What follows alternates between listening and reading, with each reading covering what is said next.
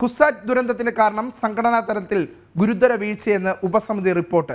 School of engineering പ്രിൻസിപ്പലും registrar ഓഫീസർക്കും വീഴ്ച. അധ്യാപകരടക്കം 7 പേരിൽ നിന്ന് സിൻഡിക്കേറ്റ് വിശദീകരണം തേടും. വിവരങ്ങളുമായി ജിജീഷ് കരുണാകരൻ ചേരുകയാണ്. ജിജീഷ്, എന്താണ് ഇതുമായി ബന്ധപ്പെട്ട വിശദാംശങ്ങൾ? വിനീഷ്, സിൻഡിക്കേറ്റിന്റെ ഉപസമിതി നൽകിയ റിപ്പോർട്ടിൽ പ്രധാനമായും ചൂണ്ടിക്കാണിക്കുന്നത് സംഘാടനത്തിൽ ഉടനീളം പിഴവുകൾ സംഭവിച്ചിട്ടുണ്ട്. കാരണം ഇതിൽ വിവിധ വിഭാഗങ്ങളുടെ പിഴവുകളാണ് സംഭവിച്ചിട്ടുള്ളത്. ഈ സംഘാടകരായ വിദ്യാർത്ഥികളുടെ ഭാഗത്തു നിന്ന് പിഴവുകൾ ഉണ്ടായിട്ടുണ്ട്. ഒപ്പം തന്നെ എഞ്ചിനീയറിംഗ് സ്കൂൾ ഓഫ് എഞ്ചിനീയറിംഗിലെ കുസാറ്റിലെ സ്കൂൾ ഓഫ് എഞ്ചിനീയറിംഗ് പ്രിൻസിപ്പലിന്റെ ഭാഗത്തു നിന്ന് വീഴ്ചകൾ ഉണ്ടായിട്ടുണ്ട്. ഒപ്പം തന്നെ രജിസ്ട്രാർ ഓഫീസിന്റെ ഭാഗത്തു നിന്നും വീഴ്ചകൾ ഉണ്ടായിട്ടുണ്ട്. കാരണം ഇത്ര വലിയ ഒരു ആൾക്കൂട്ടം ഉണ്ടാകുമ്പോൾ അതുമായി ബന്ധപ്പെട്ട മുൻകരുതലുകൾ എടുക്കുന്നതിൽ സംഘാടകർ പൂർണ്ണമായും തന്നെ പരാജയപ്പെട്ടു. ഇക്കാര്യത്തിൽ ഒരു മുൻധാരണ ഉണ്ടായിരുന്നില്ല. എങ്ങനെ ആളുകൾ കൂടുതലായി എത്തുമ്പോൾ അവരെ നിയന്ത്രിക്കണം എന്നത് സംബന്ധിച്ചുള്ള കാര്യങ്ങൾ ഈ സംഘാടകർക്ക് അറിയില്ലായിരുന്നു. മാത്രമല്ല, സ്കൂൾ ഓഫ് എഞ്ചിനീയറിംഗിലെ പ്രിൻസിപ്പൽ ഈ ഒരു സംഗീത നിശ, സെലിബ്രിറ്റി നടത്തുന്ന സംഗീത നിശ ഉണ്ട് എന്ന കാര്യം ബന്ധപ്പെട്ട അധികൃതരെ, യൂണിവേഴ്സിറ്റി അധികൃതരെ അറിയിച്ചിരുന്നില്ല. അതുകൊണ്ട് തന്നെ വേണ്ട മുൻകരുതലുകൾ എടുക്കാനും കഴിഞ്ഞില്ല.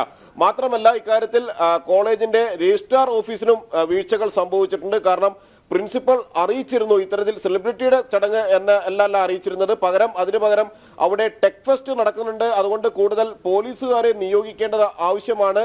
ഇക്കാര്യത്തിൽ ഒരു കത്ത് നൽകണം പോലീസിന് എന്ന് ആവശ്യപ്പെട്ടുകൊണ്ട് രജിസ്ട്രാർ വിഭാഗത്തെ സമീപിച്ചിരുന്നു. എന്നാൽ രജിസ്ട്രാർ വിഭാഗത്തിന്റെ ഭാഗത്തു നിന്ന് ഇക്കാര്യത്തിൽ നടപടി ഉണ്ടായിരുന്നില്ല. അങ്ങനെ കുസാറ്റിലെ രജിസ്ട്രാർ ഓഫീസിനും വലിയ തോതിൽ വീഴ്ചയുണ്ടായിട്ടുണ്ട് എന്നാണ് സിൻഡിക്കേറ്റ് ഉപസമിതി വ്യക്തമാക്കുകയും ചെയ്യുന്നത്.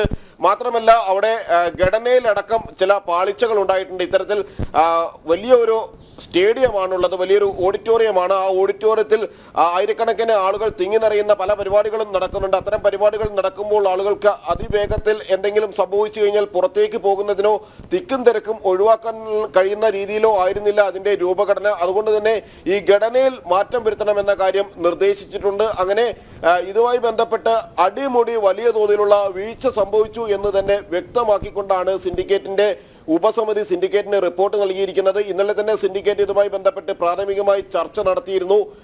മാത്രമല്ല, ഇക്കാര്യത്തിൽ സ്കൂൾ ഓഫ് എഞ്ചിനീയറിംഗിന്റെ പ്രിൻസിപ്പലിനെ അടക്കം വിശദീകരണം തേടുകയും ചെയ്തിട്ടുണ്ട്. ഇതുമായി ബന്ധപ്പെട്ടുകൊണ്ടുള്ള കൺവീനർ, കുസാറ്റിന്റെ ഈ ചടങ്ങുമായി ബന്ധപ്പെട്ട് ഫെസ്റ്റുമായി ബന്ധപ്പെട്ട് രൂപീകരിച്ച കമ്മിറ്റിയുടെ ഭാരവാഹികൾ അടക്കമുള്ളവർക്ക് വിശദീകരണം നൽകാൻ നിർദ്ദേശം നൽകിയിട്ടുണ്ട്. മാത്രമല്ല, നിരവധി ആളുകളിൽ നിന്ന് കഴിഞ്ഞ ദിവസങ്ങളിൽ മൊഴി രേഖപ്പെടുത്തുകയും ചെയ്തിരുന്നു. എന്നാൽ ഈ അപകടം നടന്ന് ഒരു മാസത്തിന് ഇപ്പുറം മാത്രമാണ് കുസാറ്റിലെ സിൻഡിക്കേറ്റ് ഉപസമിതി റിപ്പോർട്ട് തയ്യാറാക്കി നൽകിയിരിക്കുന്നത്. അത് തന്നെ വിവിധ ഭാഗങ്ങളിൽ നിന്ന് വിമർശനങ്ങൾ നേരിട്ടപ്പോൾ മാത്രമായിരുന്നു. നവംബർ 25-നാണ് 4 പേരുടെ അപകടത്തിന് ഇടയാക്കിയ വലിയ തിക്കും തിരക്കും കുസാറ്റ് സ്കൂൾ ഓഫ് എഞ്ചിനീയറിംഗിന്റെ ടെക് ഫെസ്റ്റിനിടെ സംഭവിക്കുന്നത്. വൈകിട്ട് 7 മണിക്ക് സംഭവിക്കുന്നത്. അതിനുശേഷം ഈ തിക്കിലും തിരക്കിലും 4 പേർ മരിച്ചു. 70-ലധികം പേർക്ക് പരിക്കേൽക്കുന്ന ഒരു സാഹചര്യവും ഉണ്ടായിരുന്നു. അതിന്റെ തൊട്ടടുത്ത ദിവസമാണ് ഈ ഉപസമിതിയെ നിയോഗിക്കുന്നത്.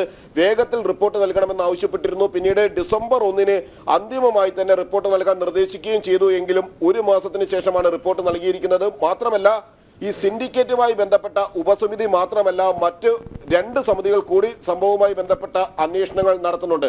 അതിലൊന്ന് ഉന്നത വിദ്യാഭ്യാസ സമിതിയാണ്, സാങ്കേതിക സമിതിയാണ്. അതിലെ സാങ്കേതിക വിദഗ്ധർ അവിടെ എത്തി പരിശോധനകൾ നടത്തി. അവരും ഇതുവരെ ഇതുമായി ബന്ധപ്പെട്ട് റിപ്പോർട്ടുകൾ ഒന്നും തന്നെ നൽകിയിട്ടില്ല.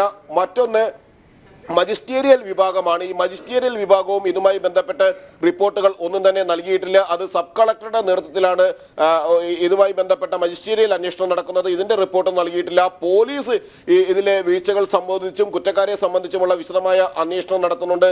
പോലീസിന്റെ ഭാഗത്തു നിന്നുള്ള അന്വേഷണത്തിന്റെ റിപ്പോർട്ടും ഇതുവരെ ഇതുമായി ബന്ധപ്പെട്ട് നൽകിയിട്ടില്ല. ഇതിനിടയിൽ വലിയ വീഴ്ച ഉണ്ടായെന്ന റിപ്പോർട്ട്. എന്തായിരുന്നാലും ജനങ്ങളെ നിയന്ത്രിക്കാനുള്ള നടപടി സംഘാടനത്തിൽ കൃത്യമായി നടന്നില്ല. ഇതാണ് റിപ്പോർട്ടിലൂടെ പുറത്തു വന്നിരിക്കുന്നത്. ഇതുമായി ബന്ധപ്പെട്ട വിശദാംശങ്ങളാണ് ജിജീഷ് കൊച്ചിയിൽ നിന്ന് നൽകിയത്.